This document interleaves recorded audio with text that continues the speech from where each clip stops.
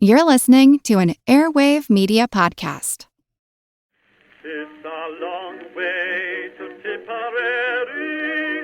It's a long way to go. It's a long way to Tipperary, to the sweetest girl I know. Hello everyone, and welcome to History of the Great War, episode 60. Before we get started, I would like to thank Alan from Massachusetts and James from Pennsylvania for their donations this week. It is always greatly appreciated. And we are here now at the end of our episodes discussing the events of 1915. I held this topic until the end of the year because I think it fits quite well, and brings us to what I think I might call the end of the beginning of the war. I call it the end of the beginning because it sees the fall of one of the countries that started it all, Serbia. Serbia had held out far longer than most would have expected after the war started, but now it was time for the small Balkan country to feel the full weight of Germany, Austria, and the new entry to the war, Bulgaria, which would bring an end to Serbian resistance. We will also be spending some time looking at the only real effort by France and Britain to directly help Serbia when they landed troops at the Greek port of Salonika. We will look at why the Allies ended up landing the troops at Salonika, what they did when they got there, and how they ended up sticking around until the end of the war, even though they had already failed at their one job, which was to help Serbia. Bulgaria would enter the war for several reasons. The first was simply that they did not like Serbia, after the tiny country had defeated them in the Second Balkan War just 3 years earlier in 1912. This dislike made the leaders of Bulgaria concerned about their country's position in the Balkans should Serbia be on the winning side, even if Bulgaria was on the same side. It was inevitable that if Serbia was on the winning side, the small country would absorb hefty chunks of Austria-Hungary, while the expansion opportunities for Bulgaria would be greatly limited. The possibilities for expansion was the second big reason that Bulgaria made the decision that she did. When Bulgaria started exploring the going price for a neutral country with an army of over 500,000, she found the going price quite good, especially if the buyers were Germany and Austria-Hungary. They could give Bulgaria everything that she wanted, which was mostly stuff taken from it during the Second Balkan War, so most of Macedonia. To go along with large pieces of Macedonia, Bulgaria would also be given several pieces of Serbia as well. The Allies, try as they might to bring in Bulgaria on their side, just simply couldn't match this offer. They were allied with Serbia and could not promise Serbian territory to Bulgaria. One final piece of the Bulgarian entry was just the general situation in 1915. Throughout the last 41 episodes, we've been talking about nothing but victories for Germany, Austria-Hungary, and Turkey. By late summer, the biggest threat to Bulgaria, Russia, had just got beat down on the Eastern Front and looked to be in a shattered mess. The one attempt by Britain and France to get involved in the region was Gallipoli, and in September, the men of the British, Anzac, and French divisions were stuck on their beaches, still.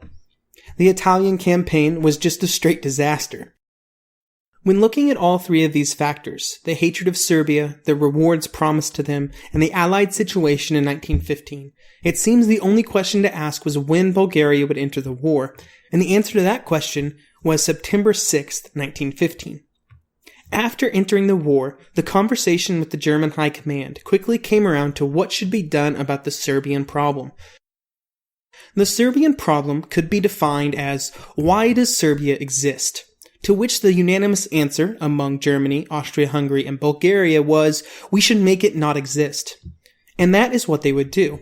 But before they could do that, something else should have happened when Bulgaria entered the war, and that something else involved Greece. Greece was supposed to enter the war against Bulgaria if Bulgaria declared war on Serbia. This was from a treaty between Serbia and Greece that predated the First World War and was signed after the Second Balkan War in 1912. When the time came for Greece to make her move, the Greek Prime Minister Venizelos, and I'm sorry but I'm not even going to try to pronounce his first name, wanted 150,000 troops to be landed in Greece before he would declare war. These were Allied troops, either British or French. He didn't care where they came from. But Venizelos just basically wanted warm bodies. Once the troops were in Greece, then and only then would he try to pull Greece into the war. The key word there is try. He still would not guarantee that Greece would enter the war. The French readily agreed to contribute troops to the cause, although they wanted the British to bear most of the burden, pointing to their primary role on the Western Front as the reason. If the British would contribute any troops was far from certain. In London there was disagreement among the government, and especially between Kitchener and David Lloyd George. Kitchener was against the entire campaign. His sticking point was the fact that there was not a guarantee that Greece would enter the war, just this kinda sorta maybe promise from a person who couldn't officially declare war anyway. But even over Kitchener's objection, British troops were going to Salonika, although it was agreed with the French that the British troops would be used strictly to defend the port. They would not be going on any Balkan adventures. The fact that David Lloyd George would eventually win the argument is as good of an indication as any of Kitchener's fading influence in London. There was one little problem with landing British and French troops in Greece. The country was still technically neutral. That means that they could not let the troops land without declaring one way or the other in the war. The Greek government would protest the sending of troops and protest it loudly, but while they were protesting, they were also preparing for the arrival of the troops at the port. Now, this whole situation would have been a lot less complicated if Greece just entered the war, but it was only when the troops were ready to land that the kinda sorta maybe promise to enter the war became a maybe kinda nope no way absolutely not. This change was driven by King Constantine, who declared that Greece would stay neutral. The king believed that Greece would be better off to stay out of the war for now. Oh, and he was also married to the Kaiser's sister, so that may have swayed him one way. The Prime Minister Venizelos still strongly disagreed with this decision, and the differences became so irreconcilable between the king and the Prime Minister that on October 5th, Venizelos was dismissed from his position as Prime Minister. Venizelos does not completely leave the histories, though, and he will be back in 1917, when he would lead a new Allied-recognized government after the abdication of the King of Greece. But for now, and for the duration of 1915 and 1916, Greece would stay neutral. But they did allow the British and French to use the port of Salonika as long as they needed it. So this is technically against the rules. Like, as a neutral country, you can't just let belligerents have armies in your country and not declare either one way or the other in the war. But I'm pretty sure Germany wouldn't have cared that much. As long as another country didn't enter the war against them, they probably would only sort of complain and then just go about their day. Salonika is a Greek port on the Aegean in Macedonia. Its current name is Thessaloniki, and it's currently the second largest city in Greece. It had been taken by Greece during the First Balkan War, where it and all of Macedonia was taken from the Ottoman Empire. I will be using the name Salonika for the rest of this episode, since it is the name most used in histories of the war. Now, there was a serious problem with using the port of Salonika in an effort to assist Serbia. This problem was that there was only one rail line that led into Serbia from Salonika. The French knew that this was the case, but there was just not really a better option. With so little rail capacity in the area, the troops moving from Salonika to the Greek border with Serbia would have to walk all of the 200 miles, which could not have been a fun prospect. The troops that would land would be put under the command of General Maurice Sorel. Sorel? I don't know if that's how you say it. The troops that would land at Salonika would be put under the command of General Maurice Sorel. Sorel had been an army commander when the war started, but Joffre had relieved him of his command in summer 1915. Joffre gave Sorel the task of commanding the troops at Salonika, not as some reward, but instead to just get rid of him, and in that regard, Joffre was quite successful. The reason he wanted Sorel gone was because Sorel was openly socialist and a Freemason, which conflicted with Joffre's belief and political situation. The fact that a self-declared socialist was able to continue to rise so high in the French army, a body dominated by Republicans and monarchists, is somewhat impressive. Sorel would be given the task of commanding the French troops at Salonika, and there were divisions en route in September, one of which was pulled out of Gallipoli for the task. With the first set of landings, there were 50,000 troops that would go ashore, and more troops that would move in over the next several months. As more and more troops moved into Salonika, it became a health nightmare. This was the same story that we talked about Gallipoli earlier this year, and in the Middle East just a few weeks ago. Tropical diseases ran rampant through the army camps, with malaria and dysentery topping the lists. There were even situations where entire units were down with various sicknesses that afflicted all of the men. Before we move into the Serbian campaign, let's talk a little bit about the legacy of Salonika. The entire Salonika campaign, from its inception until almost the end of the war, gets very little love from historians. And before the end of this episode, I hope you understand why. But here is John Keegan's take on the effect of the troops at Salonika from his book, The First World War. Quote, "Within an area of 200 square miles, the French encamped 3 and the British 5 divisions, and together created an enormous stockpile of stores and war material. Strategically, their presence exerted no pressure at all on either the Bulgarians or the Germans, who maintained a scratch force on the frontier. It drew no enemy away from the Western Front, brought no aid to the Russians, and posed no threat to the Turks." End quote. As you can tell, John Keegan is not very high on the Salonika campaign. The entire reason the troops were at Salonika was to help Serbia. By my calculations, it's been roughly 477 days since episode 12, when we last talked in any real depth about Serbia's situation. After the first few months of the war and the failed Austro-Hungarian offensives, the Serbian front had quieted down, while Conrad's focus was elsewhere. Unfortunately for the Serbs, they were never able to capitalize on this lack of focus, and they were forced to just sit on the defensive inside their borders and just wait for events to move forward elsewhere. When the war came back to Serbia, after being surrounded and cut off for so long, their only hope was from the outside. The Serbian army was low on every conceivable resource: bullets, shells, clothes, food, and the only thing that was in shorter supply was reserves. The 11 divisions that made up the Serbian army were now so riddled with disease after spending over a year in the field that their only hope was a strong push out of Salonika that would never come. After the crushing Russian defeats of the summer of 1915 and the fragile stalemate on the Italian front, the leaders of Austria-Hungary could again shift their eyes back to the small country that had played such a big role in getting this whole thing started. The fact that Bulgaria entered the war was just icing on the cake. This wasn't 1914, though, and the Austrians were not able to, or really more like they were not allowed to, go into Serbia without German support. In a somewhat surprising change, considering how much he had fought German reinforcements going to Austria so far, Falkenhayn provided that support in the form of the 11th Army. General Mackensen was put in charge of the German and Austrian forces that were assigned to capture Serbia, and his plan for the attack was to attack on as wide a front as possible to spread out the Serbian forces.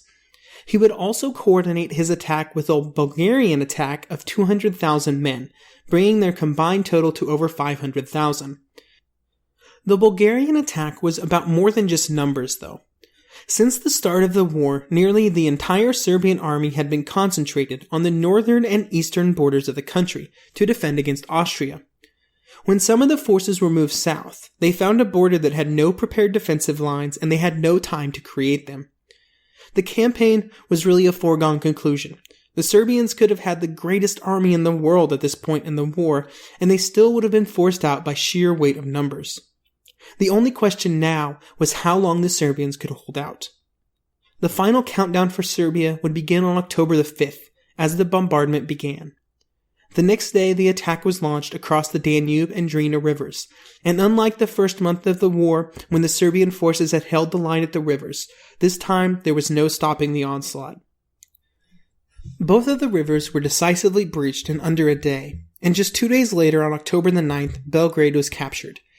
This was not a huge deal. Belgrade was completely indefensible because it was right by the Austrian border, and after the initial advance, the Serbians were actually able to slow down the attackers a bit, but their retreat, once it got started, would never truly end. They were just never able to get to a new position and fully consolidate it, especially on the 9th when the Bulgarians began their attack. They attacked from the east and drove towards the cities of Niš and Skopje. During this time, the biggest problem for the Serbians had nothing to do with the territory they were losing, but instead the fact that the Bulgarians were advancing so fast that there was a good chance that they would cut off the northern Serbian groups. The northern forces started retreating faster to keep pace with those in the south, and the call went out to the British and French that if they were going to do something with those forces at Salonika, it had to be big and it had to happen like right now.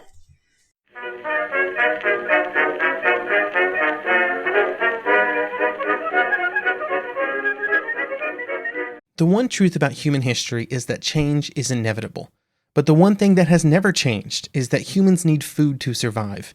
There are many ways to get that food, but one of the easiest ones is Factor. Factor delivers ready-to-eat meals right to your door. All you have to do is heat them up and dig in. In 2 minutes, you can be eating tasty keto or vegan options, or any of their 35 options that they have available every week. So you can choose maybe the cheesy garden herb chicken, maybe the Santa Fe green chili beef skillet, or perhaps the Caribbean spiced tofu. It is all delicious, and if you have a bit of a sweet tooth, Factor still has you covered with a wide range of snack and smoothie options. Chocolate mocha cheesecake, snickerdoodle macaroons. Any of that sound good? And don't worry, even the tasty stuff is dietitian approved. Head over to factormeals.com/GW50 and use code GW50 to get 50% off. That's code GW50 at factormeals.com/GW50 to get 50% off.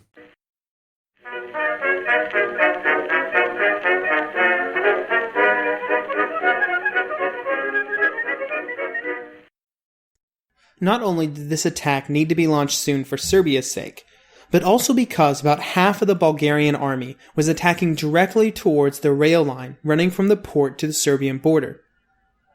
Sarai agreed to attack, but did not agree with the Serbians on where he should attack to.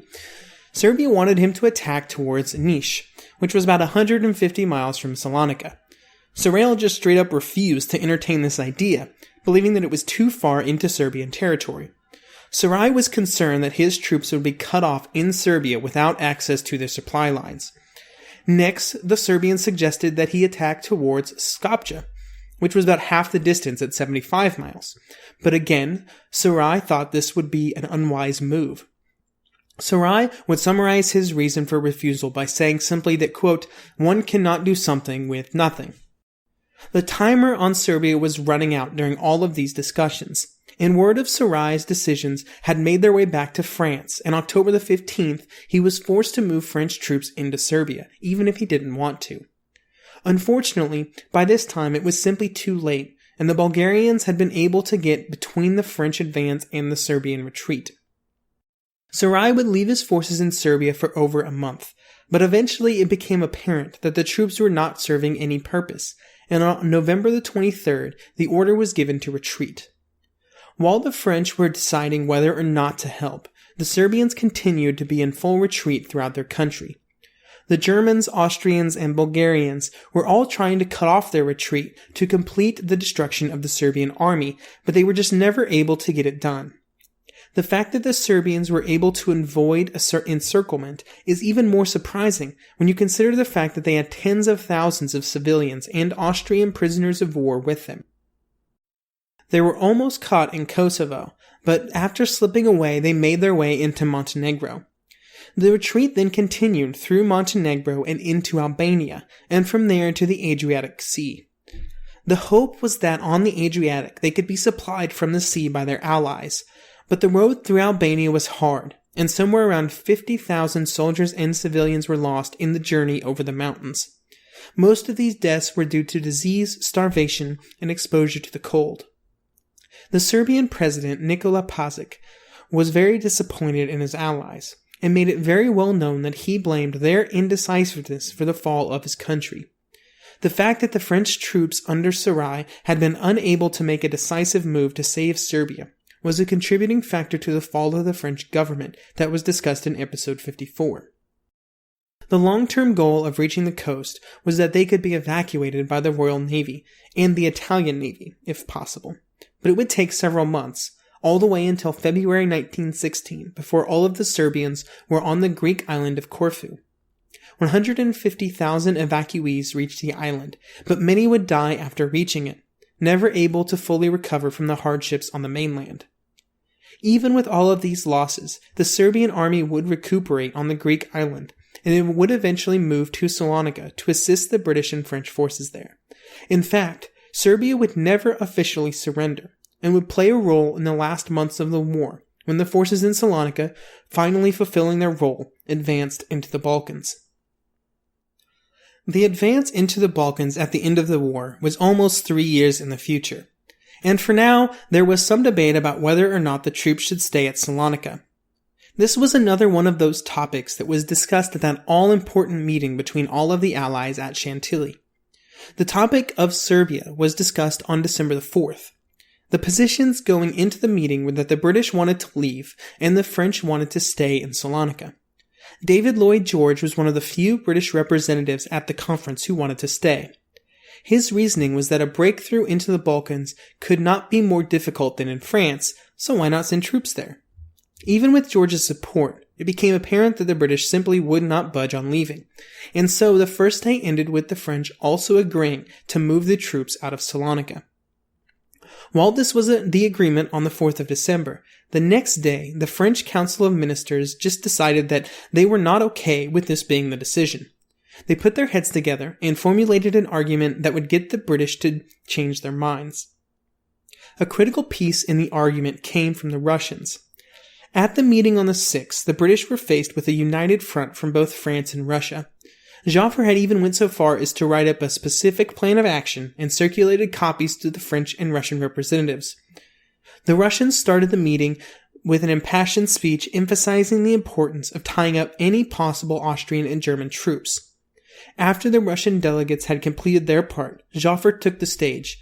Part of his reasoning for staying at Salonika was put into the official minutes of the meeting like this.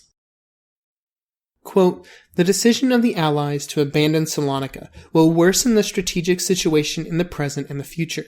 It will complicate the political situation on the Turkish front and compel the Romanians to submit to the will of our adversaries." End quote. Even with all of this pressure, the British still did not agree to stay. On December the 9th, and then again on the 11th, the British and French met again to discuss the Salonika question, and finally at the last meeting, the British agreed. The agreement was extremely specific about the role that the British troops would play. They agreed to stay in Salonika and help fortify the port, but they would not advance beyond the current Salonika base. They were strictly there to defend the port. There would be absolutely no Balkan adventures. Even with this agreement, the British clearly stated that they were only agreeing to stay for the near future, and that this would be a point of discussion later. One of the reasons that the British were so adamant about not launching offensives was because they were already preparing for their 1916 offensives in the spring, and did not want to divert any resources from the effort. After the British had made their position clear, the French decided that operations out of Salonika were unfeasible for the time being. The French General Staff estimated that to do anything meaningful in the Balkans, they would need more than 600,000 troops, and there just weren't that many available. So the troops that were already there would just have to stand down for the opening months of 1916. More troops were sent by the spring of 1916, not the 20 divisions that Sarai wanted, but more troops, including 6 divisions from the Serbian army.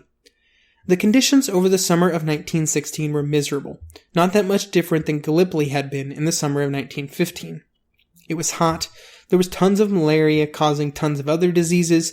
Apparently, the British alone had 162,000 cases of malaria over the summer.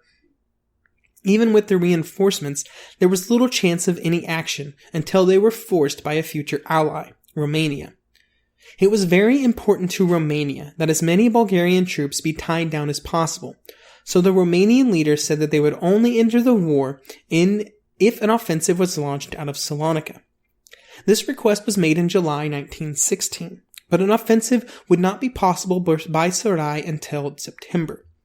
When the attack was launched, of course without British assistance, it accomplished nothing. Sporadic fighting would continue on the Greek border for another 4 months before it was finally called off, but the French never got much past the border. Again, the troops at Salonika would be idle for months before launching another attack in 1917. Again, no real progress was made. However, the failure of the 1917 attack was the catalyst for the forced abdication of King Constantine from the throne of Greece. His son Alexander took his place, but really power was handed over to former Prime Minister Venizelos. Due to this change, and the reason that it was forced by the British and French, was Venizelos, when he came to power, brought Greece into the war. The final attacks out of Salonika would be in 1918, and these would come so late in the war that they were able to move into the Balkans and liberate Belgrade in September 1918. We will be back to discuss that campaign here in a few years. So, just to, summarize. By the end of the war, the forces and resources poured into Salonika over 3 years were not pointless. But in 1915 and 1916 and 1917, they sort of looked like it. They had failed to save Serbia. And with that failure, the tiny Balkan country that had the guts to stand up against Austria-Hungary would find its entire country occupied for 3 long years of war. And with that, we come to the end of our episodes for this year. I will be taking about a 3-week break to prep for the next slate of episodes, as we dive headfirst into 1916 and make our first stop at a small French town called Verdun. Maybe you've heard of it. I will be posting a few updates along the way at the show's Facebook page at facebook.com/historyofthegreatwar. And as always, you can contact me by email at historyofthegreatwar@outlook.com. I hope everyone has had a wonderful new year, and I hope you will join me for History of the Great War Series 3, 1916, the year Germany lost the war.